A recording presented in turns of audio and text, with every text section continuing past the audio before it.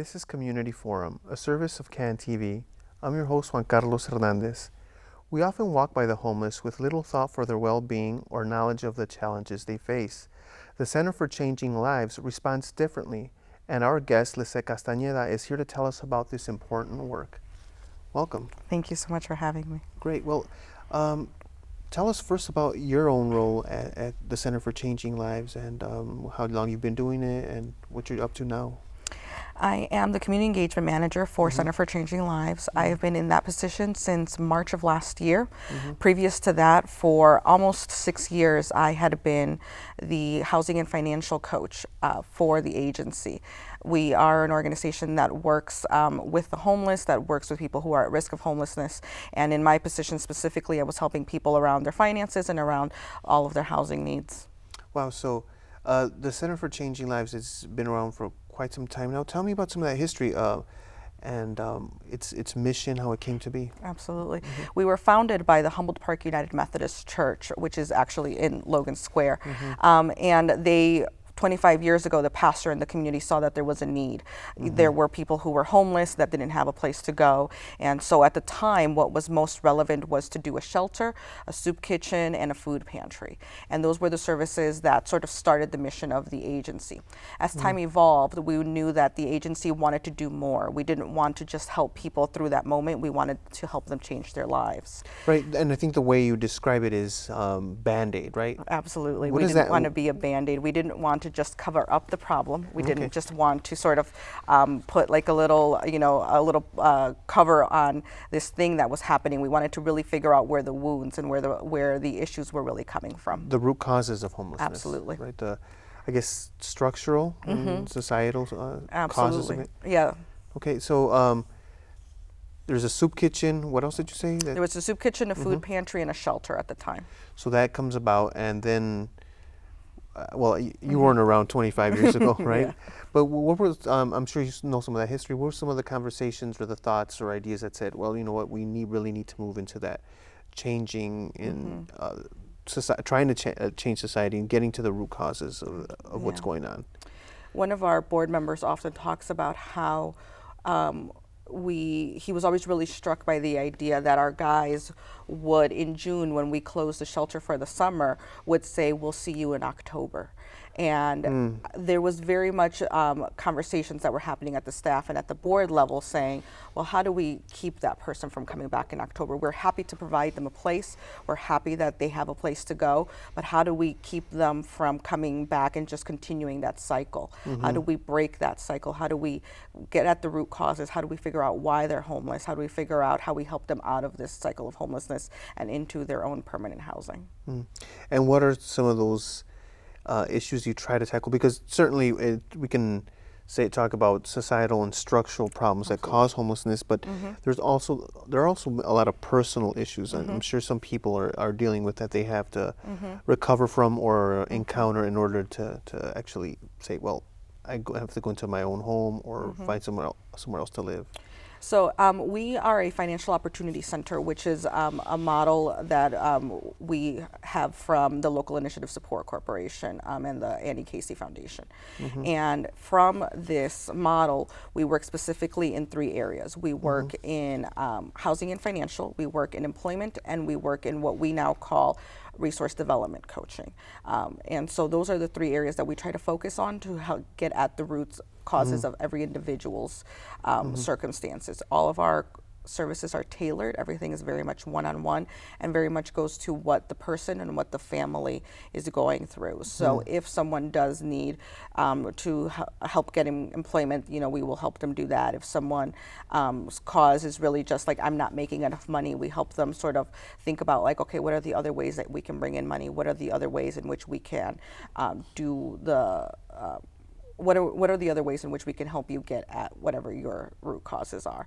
And sometimes there are bigger things. Sometimes it is, drug abuse or alcohol abuse, or sometimes it's, you haven't worked in 25 years. And so how do you get back into the workforce? And so our resource development coaching sort of helps you figure out some of that stuff. It helps you figure out, okay, so where do I go for alcohol treatment? Or how do I even begin to like build up my self-confidence enough to go out into Right. the world and get another job?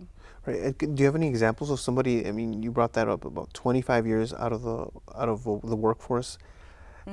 Can you tell me a story about someone that's gone through that and how you helped take them back, put them back in the workforce? Yeah, absolutely. You know, when we did have the shelter, we had a client named Tom, and Tom had been living in an SRO.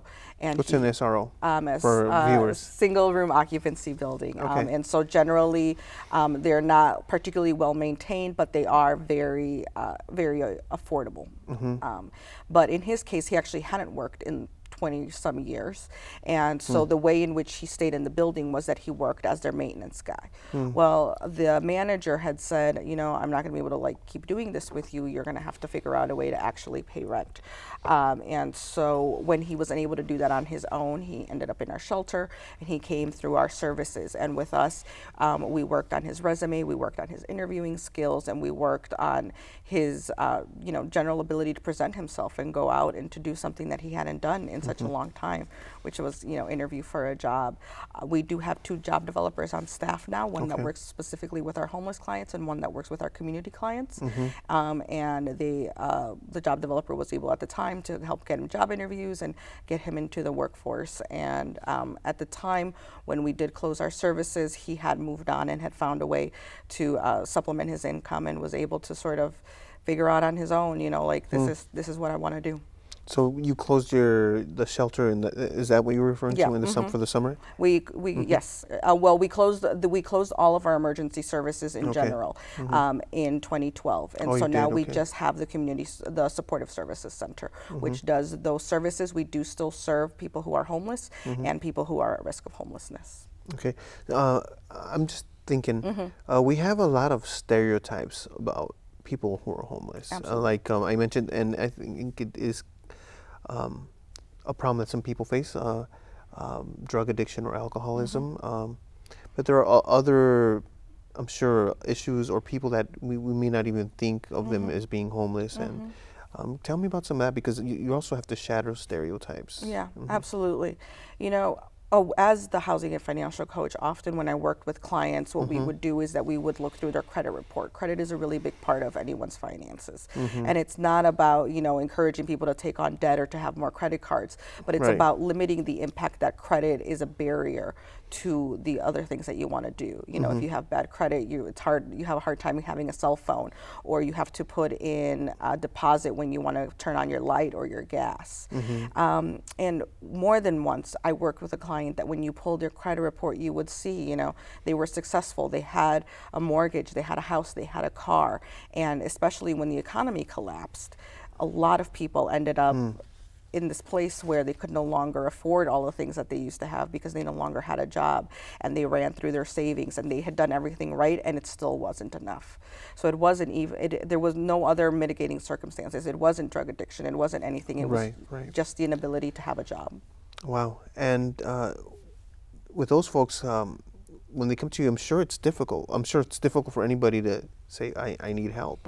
But how do you help folks like that? Or what do you offer to them to help them, well, prevent homelessness? Because you're also into, part of your work is homelessness prevention. Absolutely.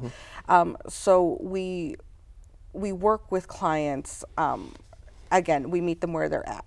And so for many of our clients, it is developing the skills. And for many of our clients, it's just figuring out, okay, how do we take what you already have? How do we take what you already know and move that into whatever we can do to help you to achieve whatever goal you have now for your life, you know? Some people don't want to go back to owning a home, you know? They don't. You know, it's a scary place sometimes to own a home. In this economy, it's still not great. And so they just say, you know what, I just want to have a place where I can rent for me and my family. And we want to be able to help people and achieve whatever it is that they're looking for at that point. Yeah, because a lot of times I think we're encouraged, you know, own a home. It's a great investment. But you say it might not necessarily be so. It can be really, really scary. You know, again, we saw that when the economy collapsed, that a lot of people said, well, you know, my home and my home ownership is my retirement plan. But now, you know, your mortgage was underwater. You owed far more than you would ever be able to sell this asset for. So this is part of the reason why we tailor our services. We work in a model called coaching, which means that we partner with people. We don't tell you right or wrong. We don't tell you that this is what you should do. We don't do financial advice. What we find out is, what do you want to do? What is that thing you want to achieve in life? When you're 99 years old and sitting on the front porch and talking to your great-grandchildren about what you achieved in your life, what is that thing that you want to be able to say to them? And what we do is say, okay, if that's what you want to be able to do, then how do we make sure that all the goals that lead up to that get you there someday? And so for some people it's not home ownership, and for others it is. But it's about every individual and every individual's family and their circumstances and what they want to be able to achieve. Okay, and you've mentioned a lot of what you do, but and you gave us an example of one person you helped get back into the workforce. But let's say it's like someone, I don't know, take me for example, I have kids and a wife, and I want to I need help. I come to you, I don't want to be a homeowner, I want to get a better job, or I just lost my job, I've gone through everything. I'm worried about my kids and moving them. What do you, and you say you coach, you're tailoring your services to these, families, right? Yeah. Not just individuals, but families. Individuals or families. Individuals or families. What's the first thing that happens when I walk through your doors or I call you? So the first appointment is always with one of our resource development coaches. The resource development coach will help figure out what the path that each person wants to take is. For some people, it may be, okay, the next step is for you to go to digital literacy classes because you want to get back into the workforce, but you know that, it's been a really long time since you've touched a computer, or you've never touched a computer. And so you've got to figure out how do you do some of those basics, because even job applications can be online now. After that, it could be a meeting with the housing and financial coach. Maybe you're not looking for housing, maybe your housing is steady, but you still need to talk about your finances. Right. At the end of the day, all of our goals will involve some sort of finances, whether it's I want to save for an apartment, or I want to save for a house, or even just I don't have a job right now and I need to figure out how to manage my finances and what I do have to make it last until I do have a job. For other people, the thing is always, I need a job. I need to just get a job. And so for those people, it's job readiness training, which is over the course of a week, where people come in and do some basic digital literacy, talk about their resume, and really set themselves up so that they have a lot of what they already need once they meet with the employment coach. That way the employment coach can really go in deep and say, what do you really want to do? Sure, we can get you a job where you can earn $10 an hour for now, but what do you really want to do? What is your long-term what is your long-term plan? What is your career? Again, when you look back on your life, what do you want to say that you've achieved? Wow, and that's actually, I think, an inspiring way of coaching people. You're not telling them what to do, you're asking them, trying to pull it out of them so they have some courage. Because I'm sure in difficult circumstances, people don't maybe stop dreaming about that, right? Absolutely. Or they're like, I don't have time for that. Yeah. There's many clients who come in and they're in what we think of as crisis mode, which is I'm about to get evicted, or the landlord sold my building and I can't stay where I'm at because the new landlord is going to raise the rent by $600. And so we're often in this moment of just trying to handle this one circumstance. And what we try to do with people is to help them not just handle the circumstance, but handle it in a way that furthers their long-term vision. Now you mentioned something that, before the show we were talking about it a bit, how badly has gentrification affected people in danger of losing their home or having to move out of an apartment? Has it been something you've seen a lot and over the years, or has it just spiked recently? There has definitely been a steady build of the gentrification, and in some ways, some would argue that the gentrification process of Logan Square is complete. We disagree, and we work with organizations that disagree, like the Logan Square Neighborhood Association, who are still organizing and still working with people to help them maintain their homes, whether in rental or in home ownership. But it's hard. There are parts of Logan Square where you can't find a 3-bedroom for anything less than $2,500. $2,500 a month. Absolutely. Wow. And not all families can afford that. But I would say most families can't. well, there are many, many families who can't afford that. And the reality is that the rental market has changed a lot. You know, where you used to have families in 3 bedrooms, you often have roommates, you know, 3 people sharing the rent, which means That's that the right. burden is split. However, if you've got mom and dad working and, you know, they've got 2 kids, you know, you're hoping for something, you know, a little more spacious, a 2 or 3 bedroom apartment, and it is absolutely much harder to afford that.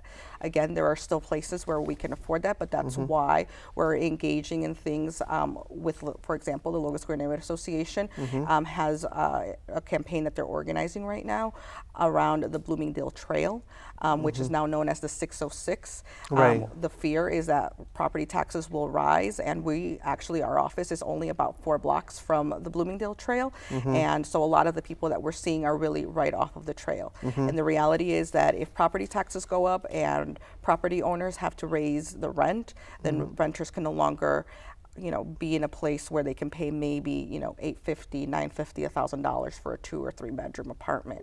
Instead, you know, we'll be up to 15, 16, 1,700 and rising at that point. Wow. And what do you? I'm sure some clients who have lived there for years Absolutely. are heartbroken or upset.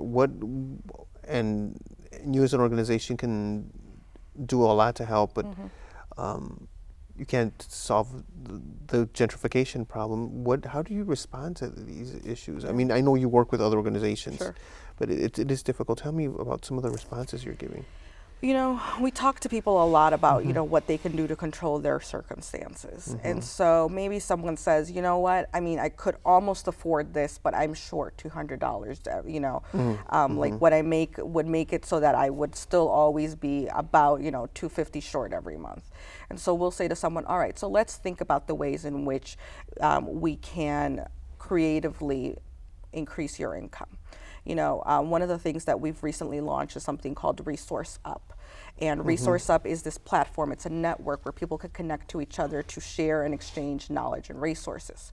So for example, a client can come in and say, I'd really just like to make a couple $100 extra a month, and I have a skill, I can sew. And but I don't have a sewing machine. And so in Resource Up, you can find someone who can lend you the sewing machine, and then that way you can, you know, go to your family and your network of people and say, okay, I have a sewing machine that I can borrow 3 times a week. If you bring me your things, I can mend, I can hem, I can repair, you know, I can tailor things for you. And someone can make a little extra money that way. So much of what we think of, especially when we're thinking about in crisis, people are talking about what you need to cut.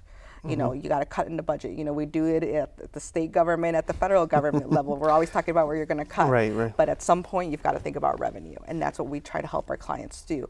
And often that's the thing that can make our clients feel better when we're not looking at them saying, well, you have to cut this thing from your budget. Again, we're not directive. We help clients look at the reality and then also figure out, well, what other things can you do? Because cutting is not the only option. Sometimes you can increase your resources and you can increase the money that you're bringing into the household in a different way. Well, and that is, I think I get the sense from a lot of people in general that that's what people are having to do. You know, starting micro businesses. Absolutely. In many ways. Yeah. There's a question I wanted to ask you earlier, and it is important. One of the unseen faces of homelessness, or those at risk of becoming homeless, are children. Right? The children are often affected or often homeless, and we don't think about them a whole lot. Yeah. And by children, I mean little children, but also high schoolers who are facing these problems. Do you work with this population as well? We work with families in general. Our work is tailored to anyone 18 and over, but you know, a lot of people 18 and over have children, and so we try to work with the head of the household or the 2 people of the household to do whatever is best for the entire family, including the children. We sometimes, you know, what parents need is, I need a referral to a daycare. I need to figure out how to, you know, if Action for Children is still available to me so that I can, you know, have my child in a good daycare while I go to school or while I work. But families are the number 1 rising number in homelessness.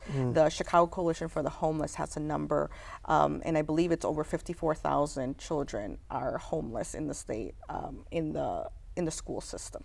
54,000. Yeah. But So that means, so what do they use as an address? A family's address? Sometimes they're using a family's address, sometimes they're using a shelter. It's interesting, especially in the Latino community, because homelessness looks different in the Latino community. Latinos are notoriously undercounted in terms of homelessness, because what looks like homelessness in other communities where you have shelters and when people are accessing services, in the Latino community it often looks like Tia and Tio, your aunt and your uncle have all moved in with you, and now you've got 2 or 3 families living in one apartment because one of the families could no longer afford to live on their own. So yeah, the numbers are staggering. Yeah, and the experience of homelessness is different. Absolutely. And you obviously have the cultural capacity and cultural knowledge to respond to that. All our services are bilingual and bicultural, and we really pride ourselves on that. And part of that, again, going back to the tailoring and the one-on-one, but again, because our services can be offered in the language that a person is most comfortable in, that is a big factor. And what about undocumented folks? How do they? I'm sure you have worked with undocumented people without documents. What about their cases? I'm sure they face a whole different set of challenges. Absolutely.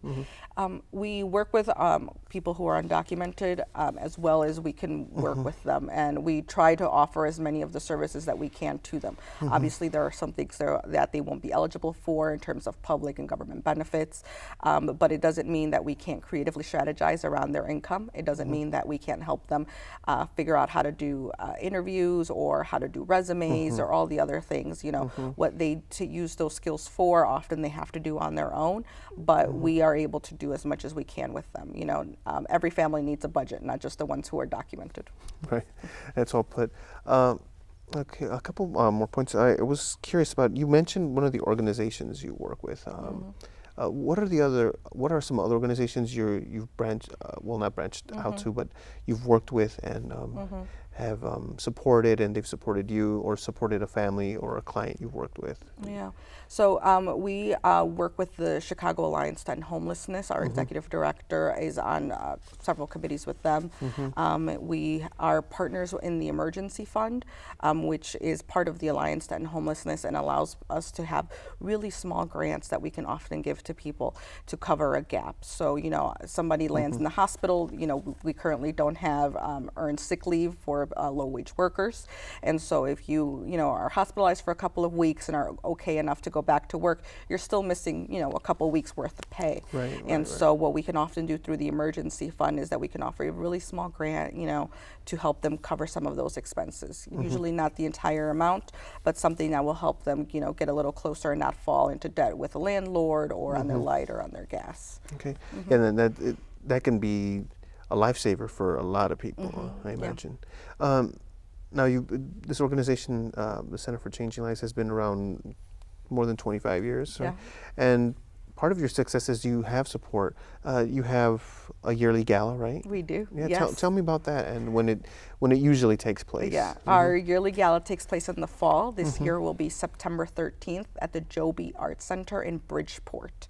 Okay. We expect about 250 people, and it is our biggest party of the year, and it is our biggest fundraiser of the year. The money that is raised there supports all of our programs and goes towards making sure that we can continue to offer coaching services, not just in the community, but also at the 4 shelters where we take our services to. It ensures that we can do things like Resource Up, and that we can do new things like the computer certification courses that we'll be starting at the end of the summer. And then we're able to do a ticket where you can help sponsor someone else who can't pay the full price, because it's really important to us that members of all parts of our community be there, including clients, donors, and volunteers. And we know that not everyone in the community can afford the same. Right, so that's going to be in September, right? Yes. Okay, and that's on 35th. It's a huge building, right? It is, yes. It's on the 1000 block of the 35th Street in Bridgeport. Well, thanks so much for coming out today and sharing some of your story and the story of your clients. And it's actually it's very inspiring to know that you're making a difference out there. Thank you so much.